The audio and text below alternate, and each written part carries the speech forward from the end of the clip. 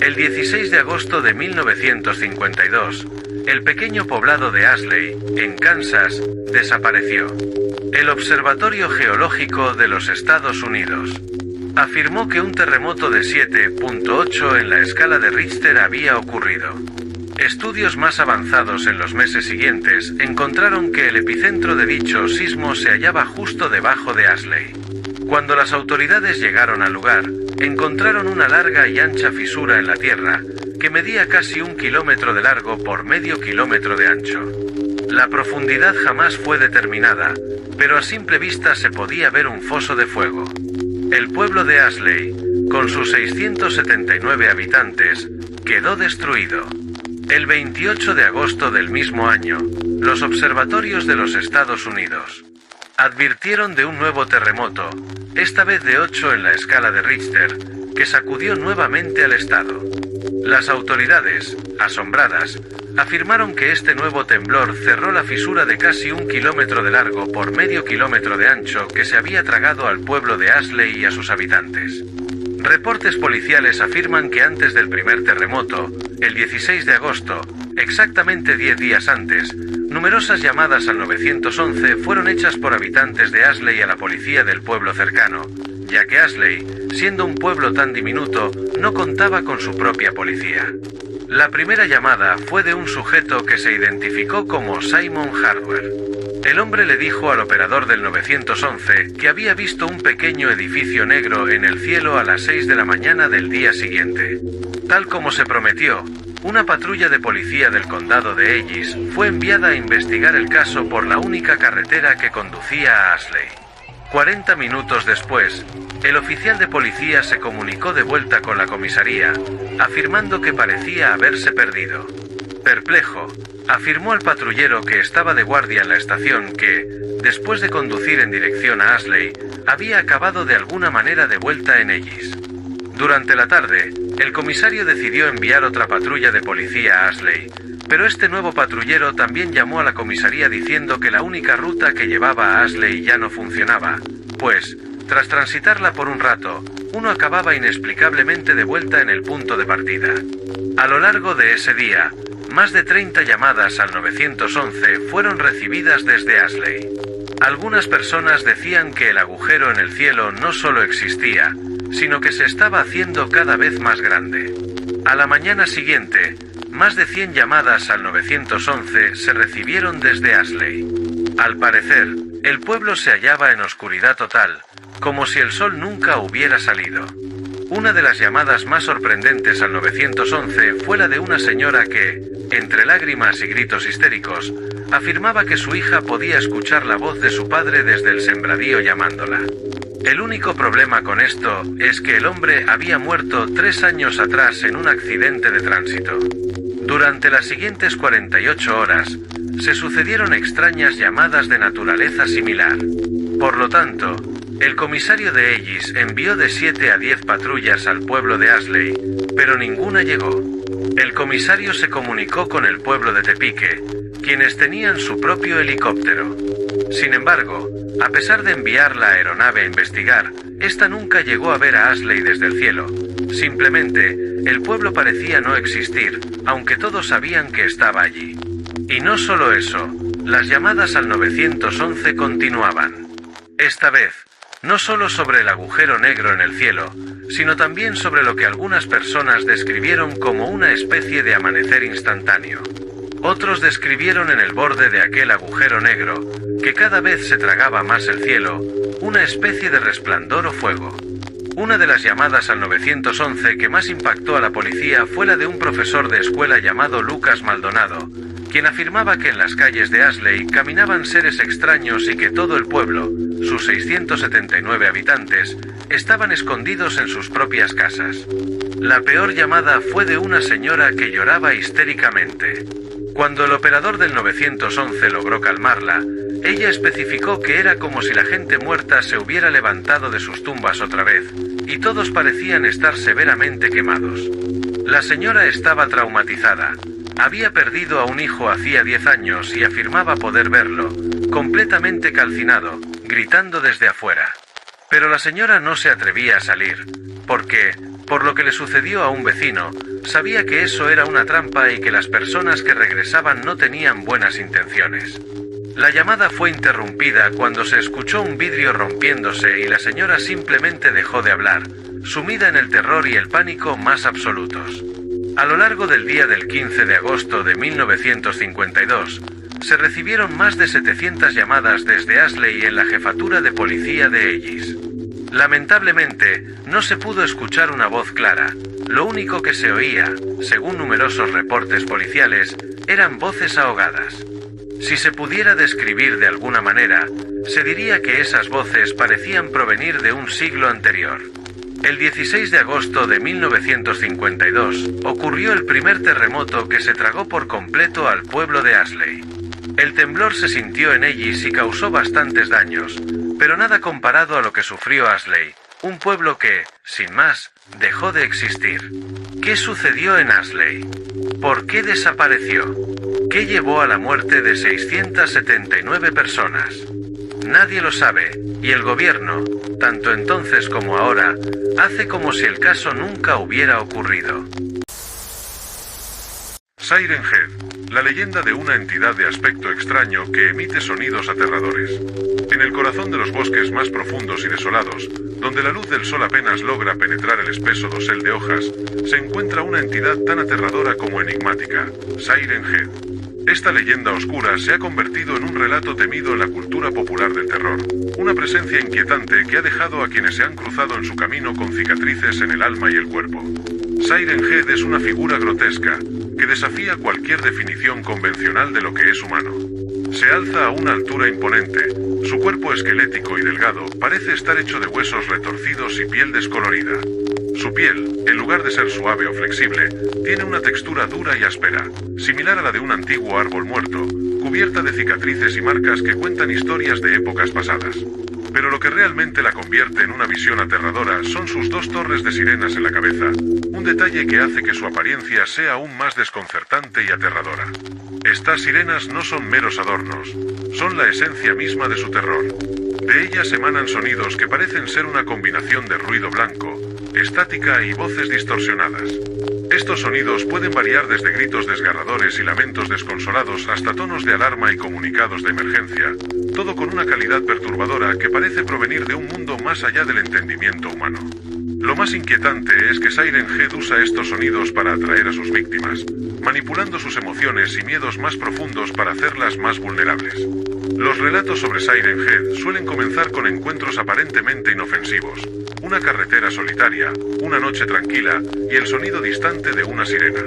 Pero a medida que los sonidos se acercan, la sensación de desasosiego aumenta. Los testigos han descrito cómo el aire se vuelve pesado y la oscuridad parece hacerse más densa.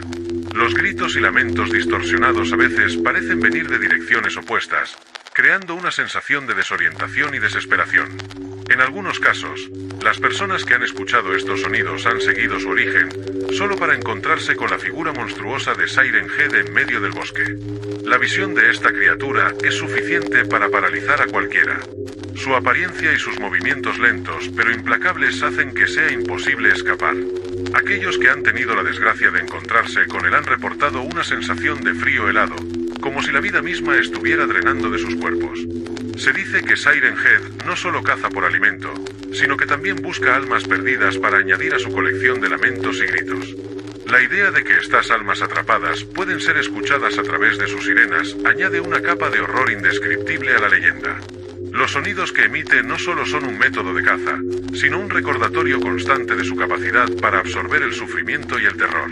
La leyenda de Siren Head es un recordatorio escalofriante de lo desconocido que acecha en los rincones más oscuros de nuestro mundo. Su existencia desafía nuestra comprensión de la realidad, un monstruo que no solo persigue a sus víctimas con sus grotescas sirenas, sino que también deja una marca imborrable en la mente de quienes escuchan su aterrador canto. En el silencio de la noche, cuando el viento sopla entre los árboles y los sonidos se desvanecen, siempre queda la inquietante sensación de que algo más siniestro podría estar escuchando, esperando la penumbra. Judy, el enfrentamiento con la sombra. En una noche sin luna, donde la oscuridad parecía engullirlo todo, un joven llamado Leo se aventuró a recorrer las calles desiertas de su pequeño pueblo. Había algo inquietante en el aire esa noche, un susurro apenas audible que parecía llamar su nombre. Leo, acostumbrado a ignorar tales presagios, llevaba una sudadera gris que le daba el nombre a la historia, Judy. Leo había escuchado historias sobre una figura oscura que acechaba en las sombras. Se decía que la entidad, conocida solo como el Desvividor, se vestía con una túnica negra y una capucha que escondía su rostro. Las leyendas afirmaban que esta figura aparecía a aquellos que se aventuraban en la noche sin el debido respeto por las advertencias. Por supuesto, Leo siempre había creído que eran solo cuentos para asustar a los niños. Mientras caminaba, la sensación de ser observado creció cada vez más intensa. Leo intentó sacudirse la inquietud, pero el susurro en el aire parecía hacerse más fuerte, más definido. Era como si una voz susurrara, un murmullo que se filtraba en sus pensamientos, llenándolos de miedo y desesperación. No podía entender lo que decía, pero las palabras parecían cargadas de una amenaza inminente. De repente, un frío helado envolvió el entorno. Leo se detuvo en seco, mirando a su alrededor con cautela. Las sombras de los edificios parecían moverse de forma errática, distorsionándose en formas grotescas que desafiaban toda lógica.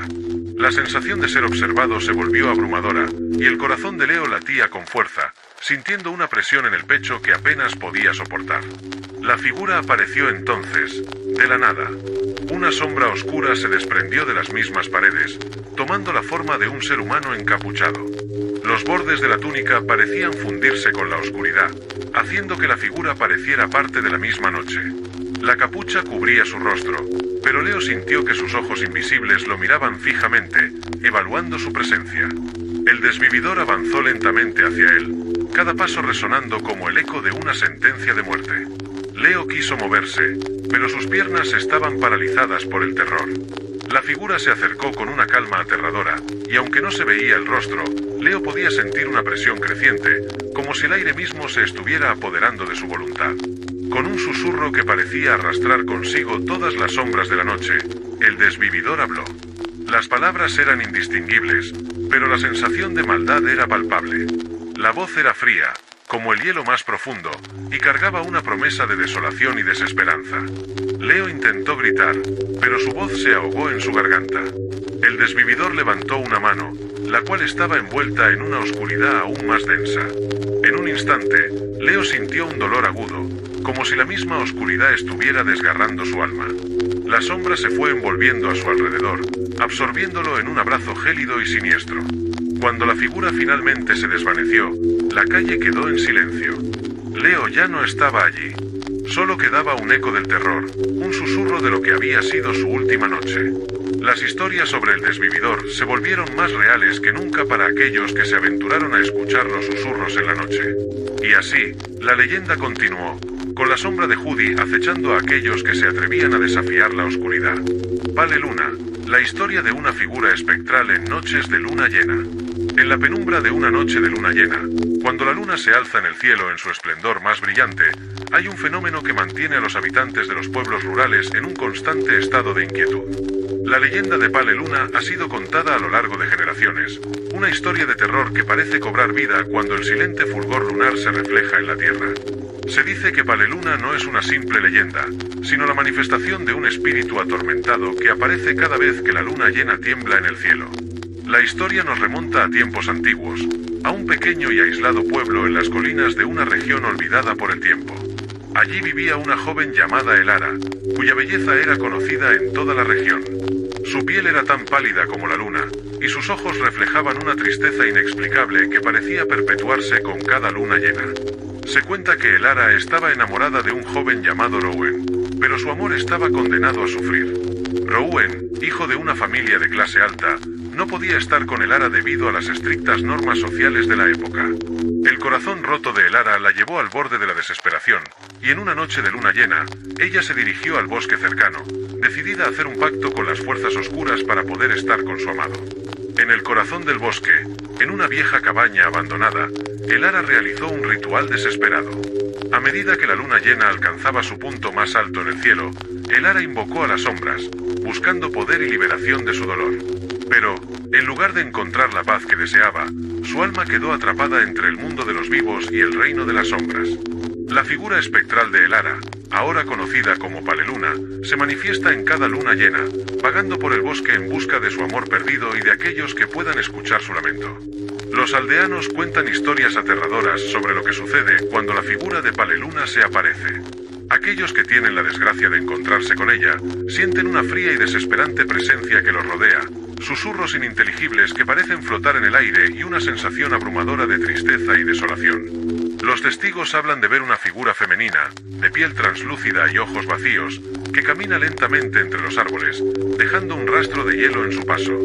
Se dice que su presencia provoca una desesperación tan intensa que las personas sienten que pierden la razón. Las noches en las que la luna llena brilla con más intensidad son las más temidas. Los habitantes del pueblo cierran sus ventanas y aseguran sus puertas, temiendo la llegada de Paleluna.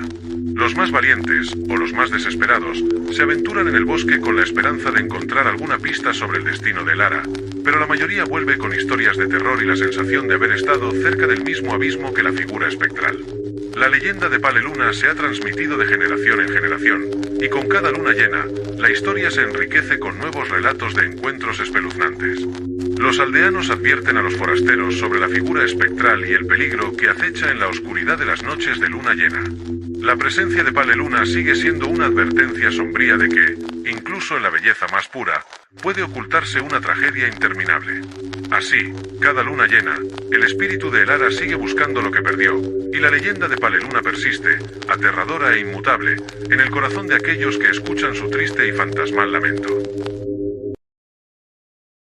El ritual del círculo de sangre. El ritual del círculo de sangre es uno de los más oscuros y temidos en el ámbito de los rituales creepypasta.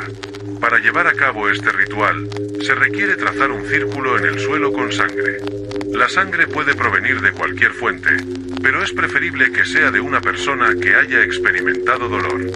Dentro del círculo, se deben recitar una serie de invocaciones a entidades desconocidas, a menudo escritas en lenguas arcanas. Las leyendas dicen que al completar este ritual, se invoca a una entidad malignamente poderosa que no solo puede cruzar al mundo físico, sino que también puede influir en los eventos de la vida de aquellos que lo realizaron. Quienes han intentado este ritual informan sobre desapariciones misteriosas y fenómenos paranormales intensos en sus hogares. La sangre, en este contexto, sirve como un vínculo entre el mundo físico y el reino sobrenatural, y cualquier error en el ritual puede tener consecuencias letales. La invocación de Slenderman. El hombre del traje negro, conocido como Slenderman, se ha convertido en una figura emblemática del terror moderno. La invocación de Slenderman es un ritual que implica dibujar su figura en un papel blanco, rodeada de símbolos extraños y realizar una serie de pasos para intentar atraer su presencia. Para llevar a cabo el ritual, debes esperar hasta la medianoche, encender velas negras en cada esquina de la habitación y recitar una serie de encantamientos que prometen convocar al ser. Se dice que una vez invocado, Slenderman puede aparecer en tus sueños y en la vida real. Los testimonios sobre este ritual a menudo están llenos de historias sobre desapariciones, locura y encuentros con una entidad que no solo te observa, sino que también te acecha. El despertar de la Dama de Blanco. El ritual para invocar a la Dama de Blanco es una práctica que promete contactar a un espíritu vengativo en busca de justicia. Para realizar este ritual, necesitas encender velas blancas y colocar flores alrededor de una foto de la Dama de Blanco, una figura enigmática conocida por su vestido blanco y su rostro pálido.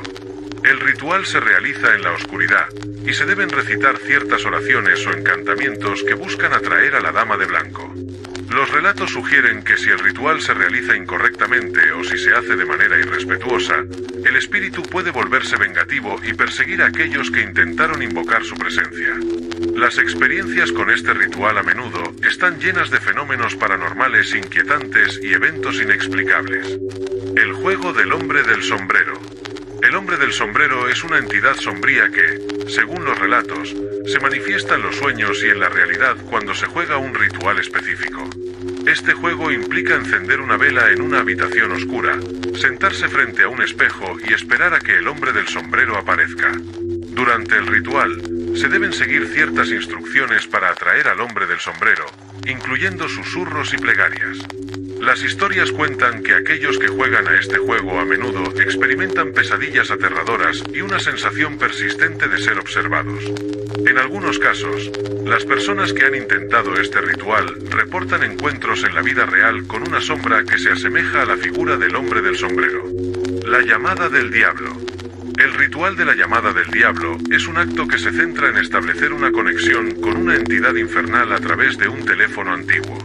Para llevar a cabo el ritual, debes encontrar un teléfono que no esté conectado a ninguna línea y marcar un número desconocido, a menudo descrito como 666 o cualquier otro número que tenga connotaciones demoníacas.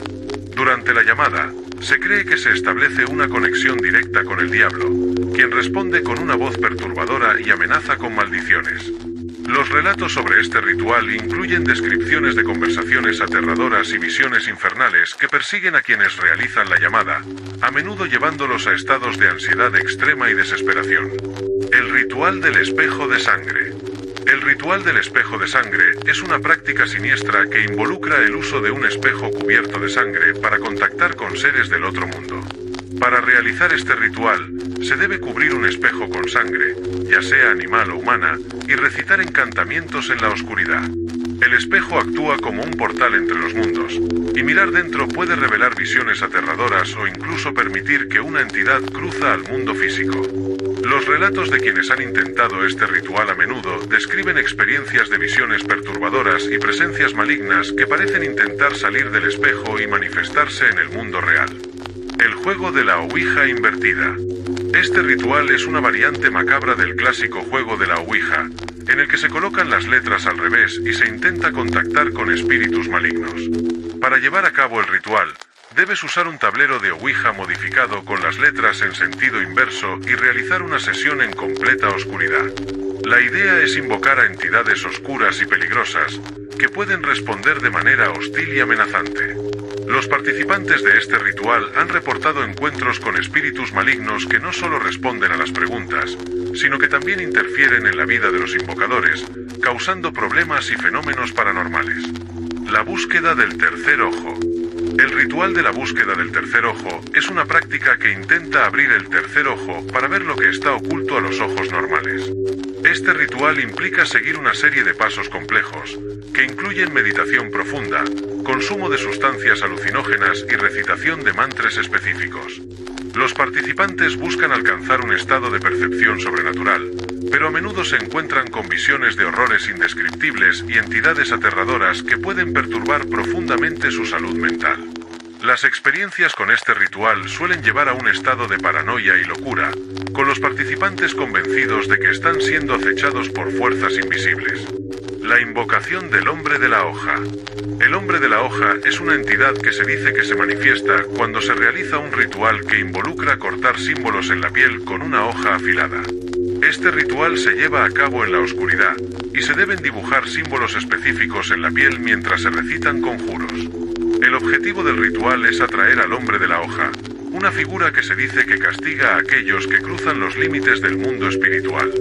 Las historias sobre este ritual incluyen relatos de ataques físicos y psicológicos por parte de la entidad, así como de desapariciones misteriosas de quienes intentan invocar al hombre de la hoja. El desafío del hombre sin rostro. El desafío del hombre sin rostro es un ritual aterrador que implica mirar fijamente a un espejo a la medianoche sin parpadear. Durante este tiempo, se cree que un ser sin rostro aparecerá detrás de ti en el reflejo, observándote desde la oscuridad. Los relatos sugieren que esta entidad puede afectar la realidad del invocador, causando fenómenos paranormales y una sensación constante de ser observado. Quienes han participado en este desafío a menudo reportan experiencias perturbadoras y una presencia inquietante que parece estar siempre al acecho.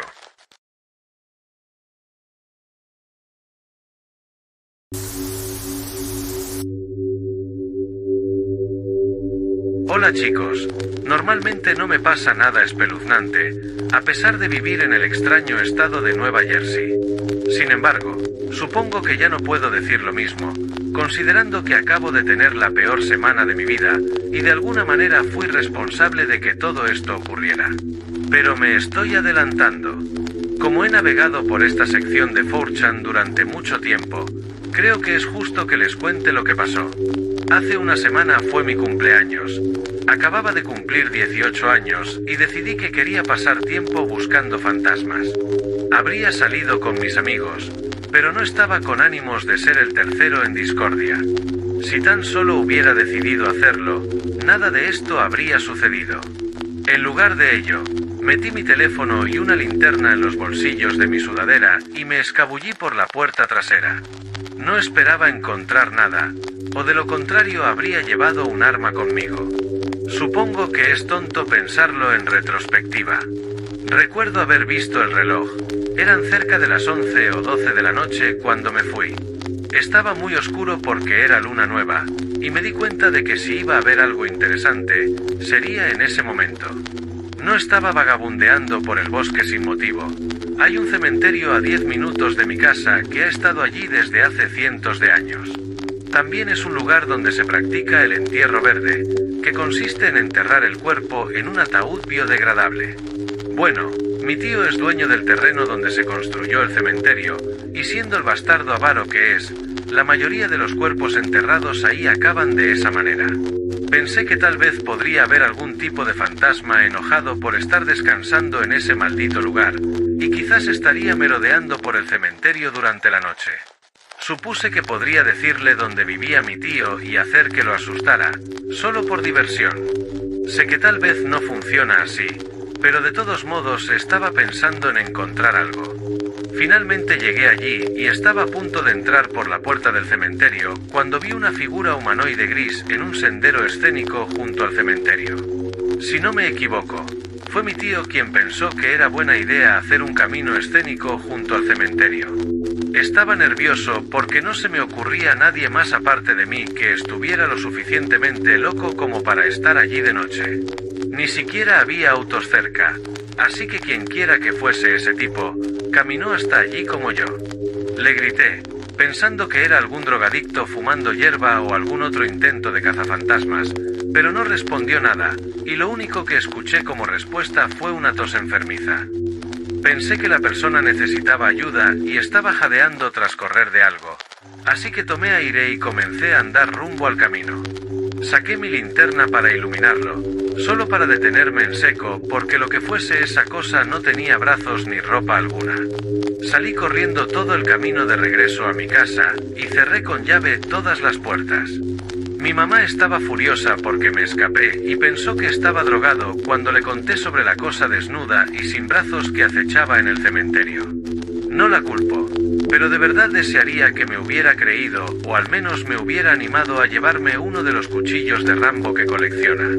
Estaba aterrorizado porque pensé que ese fenómeno seguro sabía dónde vivía, pues no soy un corredor rápido. Luego lo pensé mejor, pues no vi a ese hijo de puta corriendo tras de mí o siquiera escuché esa horrible tos. Así que decidí no preocuparme y al fin pude dormir en paz unos días después. Luego lo vi de nuevo. Tenía la puerta del frente abierta para que mi perra pudiera salir y entrar a gusto. Su nombre es Pig y está entrenada para salir cuando necesita ir al baño. Los perros siempre tienen un lugar específico donde les gusta hacer sus necesidades, y su lugar era en medio del prado frente a mi casa. Pig salió y, un minuto después, la escuché ladrar. Me confundí porque normalmente no ladra, así que pensé que debía ser un gato callejero o algo por el estilo. De todos modos, me levanté para ver qué pasaba. Esa maldita cosa estaba allí, de pie en medio del campo, mirando a mi perro. Tenía una sonrisa en su rostro, y los dientes que tenía en su boca parecían estar a punto de pudrirse. No tenía nada de cabello, era gris por todos lados y tenía los ojos muy rasgados. Comencé a gritar, haciendo el ruido necesario para distraerlo y evitar que se comiera a Pig. Sus ojos se dirigieron hacia mí y nos miramos por lo que parecieron horas, pero estoy seguro de que fueron solo minutos. Luego dejó de verme, y no les miento, comenzó a orinar sobre mi perra. Su orina no era amarilla, sino de un desagradable color verde chícharo, y cubrió el pelo de mi perro con esa cosa viscosa. Además, tenía un olor ácido, similar al del azufre.